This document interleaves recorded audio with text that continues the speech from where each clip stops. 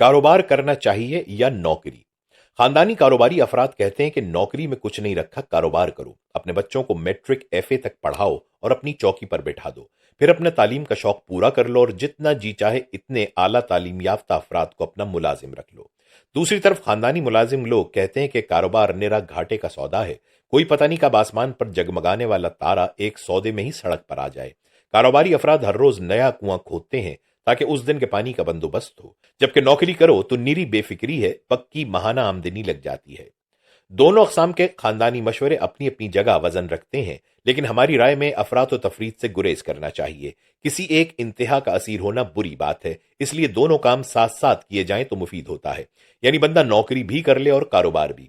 ہمارا مشاہدہ ہے کہ جوں جوں نوکری میں بندے کا عہدہ بڑھتا ہے توں کاروبار میں ترقی ہوتی جاتی ہے۔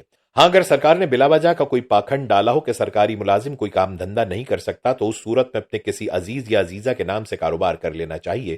بقول پطرس یوں بھی مفید ہوتا ہے۔ اہلیہ، ہمشیرہ، بال بچے، بھائی، سسرالی، ہر کوئی یہ قربانی دینے کے لیے تیار ہوتا ہے کہ ایسا کاروبار اس کے نام پر کر لیا جائے جس میں چھوٹا سا یونٹ بھی کروڑوں اربوں کا منافع دے دے، لیکن خیال رہے کہ منتخب بندہ یا بندی اعتباری ہو اور معمولی سے دباؤ پڑنے پر یا خبر لیک ہونے پر بدحواس ہو کر کوئی الٹا سیدھا بیان نہ دے دے۔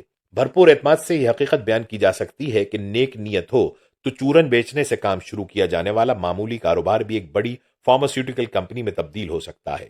سلائی کڑھائی کا چند سو روپوں سے شروع کیے جانے والا کام 5-10 برس میں بڑے بڑے برانڈز کی آمدنی کو پچھاڑ سکتا ہے۔ سڑکوں پر مٹی کی بھرائی کا ٹھیکہ کھرب بتی بنانے پر قادر ہے، وغیرہ وغیرہ۔ نیز کوئی افسر یا صحافی تنگ کرے تو انگلیاں حسب ضرورت ٹیڑھی بھی ہو جاتی ہیں۔ نیز یہ بھی خیال رکھنا چاہیے کہ کاروبار اسی شعبے سے متعلقہ ہونا چاہیے جس میں آپ کا تجربہ ہے، ورنہ عموماً یہ ہوتا ہے کہ بندہ کسی سے شراکت میں سرمایہ کاری کرے تو جس شریک کے پاس تجربہ ہوتا ہے پیسہ اس کے پاس چلا جاتا ہے، اور جس نے سرمایہ لگایا ہو تجربہ اس کے حصے میں آتا ہے۔ تجربہ ہمیشہ دوسرے کے خرچے پر حاصل کرنا چاہیے، اس لیے عزیزوں کے نام پر شروع کیے جانے والا کاروبار اسی محکمے سے تعلق رکھے جس میں بندہ ملازم ہے تو پھر ہی برکت پڑتی ہے اور نوکری بھی کاروبار بن جاتی ہے، ورنہ بندہ لٹ پٹ جاتا ہے۔ دیکھا گیا کہ بعض محکموں کے افسران کو تعلیم سے لے کر نظم و نسق تک آسمان تلے پائے جانے والے ہر شعبے کی مہارت حاصل ہوتی ہے اور وہ ہر قسم کا کاروبار کامیابی سے کر لیتے ہیں، جبکہ بعض صرف ایک شعبے میں ہی مہارت حاصل کر پاتے ہیں۔ بندہ کانفلکٹ آف انٹرسٹ یا اس طرح کے گھسے پٹے سال خوردہ نظریات کے چکر میں پڑ جائے تو کہیں کا نہیں رہتا، سب کچھ گنوا بیٹھتا ہے۔ زمانہ شاہد ہے کہ جن افراد نے فلسفے کے بجائے عملیات کی راہ اختیار کی وہی کامیاب رہے۔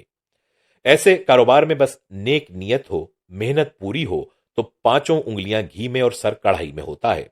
پائلو کوئلو نے یہ کائناتی فلسفہ بیان کیا ہے کہ جب آپ کسی چیز کے خواہش مند ہوں تو تمام کائنات اس شے کے حصول کی خاطر آپ کی مدد کے لیے سازشیں کرنے پر اتر آتی ہے۔